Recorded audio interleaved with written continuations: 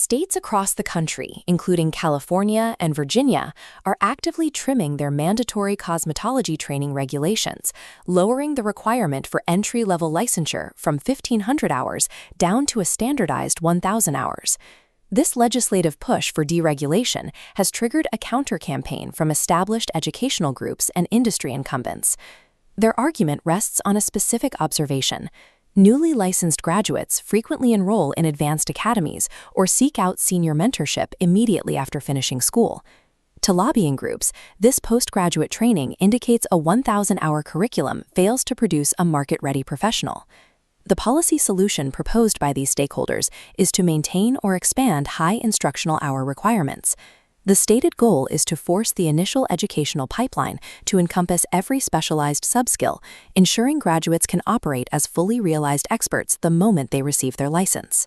This policy assumes initial schooling must provide every technical and commercial mastery a practitioner will ever need before they are granted a license to practice. To evaluate those claims, we have to look past the individual anecdotes of salon owners and test the lobbyist narrative against the structure of administrative law, the mechanics of skill acquisition, and systemic labor market data. Expanding mandatory classroom training does not correlate with an increase in graduate earnings or public safety. Treating basic occupational licensure as a certificate of elite commercial mastery creates a regressive system that inflicts severe economic loss on entry-level workers. Under the 10th Amendment, states hold the police power to regulate businesses to protect their citizens. However, administrative law limits these regulations strictly to addressing documented risks to public health, safety, and welfare. Occupational licensing was never legally intended to standardize artistic talent or aesthetic style. State statutes enforce exact physical boundaries for personal care. Cosmetologists are legally prohibited from penetrating beyond the stratum germinativum, the basal layer of the epidermis. Any procedure that breaches this threshold requires clinical supervision. The license strictly confines practitioners to non-invasive surface safety. This legal architecture traces back to the municipal health crises of the late 19th century.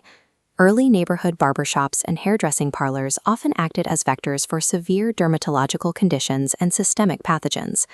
State regulatory boards were created specifically to enforce rigid hygiene codes and tool sterilization. Their mandate was to stop the transmission of infectious diseases, blood-borne pathogens, and viral loads through shared instruments. Once a student demonstrates minimum safe competency in infection control and chemical handling, the state's legal objective is fulfilled. Commercial speed and styling trends are legally irrelevant to licensure. The Dreyfus model maps learning across 5 stages: novice, advanced beginner, competent, proficient, and expert. Pre-licensure schooling has a vertical boundary, limited to reaching advanced beginner. It prioritizes baseline mechanical safety. True commercial speed and intuitive execution only develop post-graduation through continuous repetition. We recognize this division in other regulated professions. Medical schools focus on clinical safety. They do not graduate specialized pediatric oncologists. State teaching certificates verify safe classroom management, not elite curriculum design. Advanced competencies are built through district mentorships. On a beauty school floor, a zero-liability student haircut typically takes up to 90 minutes to accommodate direct instructor supervision. It is not possible to teach the operational efficiency required for a 30-minute commercial salon window within that protective environment. Demanding day-one commercial mastery from a pre-licensure program violates the established mechanics of how humans actually acquire complex skills. This brings us to a central debate in labor economics. Do stringent licensing requirements actually increase human capital by producing highly skilled workers, or do they function as rent-seeking monopolies that artificially restrict labor supply to protect incumbent businesses? In 2025, the National Bureau of Economic Research released a working paper providing an empirical test of these two theories. Researchers utilized a difference-in-difference methodology, analyzing economic effects across states that reduced mandatory cosmetology hours between 2011 and 2019, comparing them against a control group of states that maintained high-hour thresholds. Data confirms graduates from 1,500-hour programs earn exactly the same as those from 1,000-hour programs, yielding no economic return. Conversely, reducing licensing hours causes schools to drop tuition by 14%, and minority enrollment experiences a measurable spike. By lowering the time and cost required to graduate, these policy shifts caused the total number of awarded cosmetology certificates to more than double in the 4 years following the reduction. The NBER data suggests that bloated hour mandates do not produce a higher quality workforce. Instead, they function as a regressive barrier that restricts market entry for minority and low-income populations.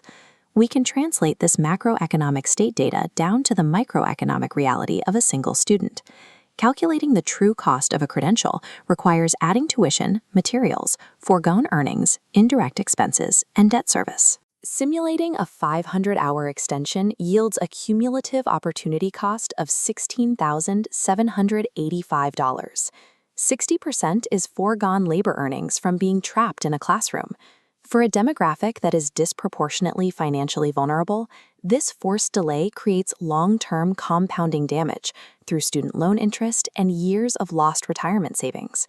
Forcing a student to absorb nearly $17,000 in lost economic opportunity for a program extension that provides zero wage premium is an economically inefficient policy. The challenges newly licensed professionals face upon graduation are driven by the structural realities of the salon industry, which experiences an 80% turnover rate within the first 2 years of practice. This pie chart illustrates the workforce imbalance in the sector. A total of 87% of the beauty workforce does not operate as traditional employees. They are non-employee booth renters, suite renters, or independent contractors. In this model, the newly licensed stylist must immediately bear the full financial risk of self-employment taxes, fixed weekly rent, their product sourcing, and all client acquisition costs. Early career attrition is driven by this income volatility and chronic physical hazards, like repetitive motion injuries and chemical exposure. Adding hundreds of hours of classroom instruction does not mitigate these systemic risks. Despite this data, industry lobbyists frequently demand higher hour requirements. They defend this position by relying on specific cognitive biases rather than systemic evidence. Highly vocal, established salon owners who successfully navigated the early career turnover rate often suffer from survivorship bias. They judge the technical speed of a brand new beginner against their own decades of accumulated mastery.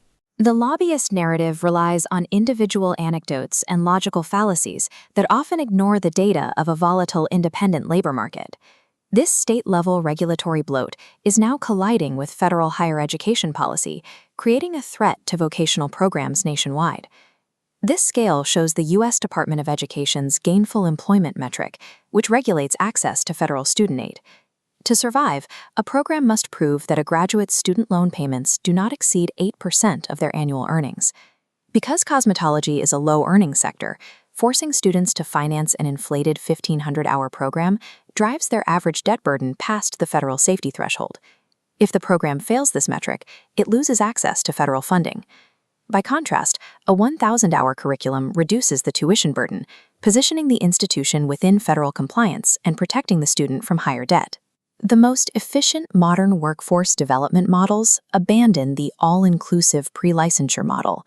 They replace it with a framework built on modular, stackable micro-credentials. Once a foundational safety license is acquired, the professional enters the market. From there, free market manufacturer academies and salon apprenticeships take over, teaching advanced, trend-specific commercial skills while the practitioner is actively earning an income. To align with empirical data and federal standards, state regulatory boards must standardize entry at 1,000 hours, prioritizing infection control and minimum safe competency. The pursuit of advanced postgraduate education through manufacturer academies and salon residencies represents a structurally normal, economically efficient progression toward market-driven specialization.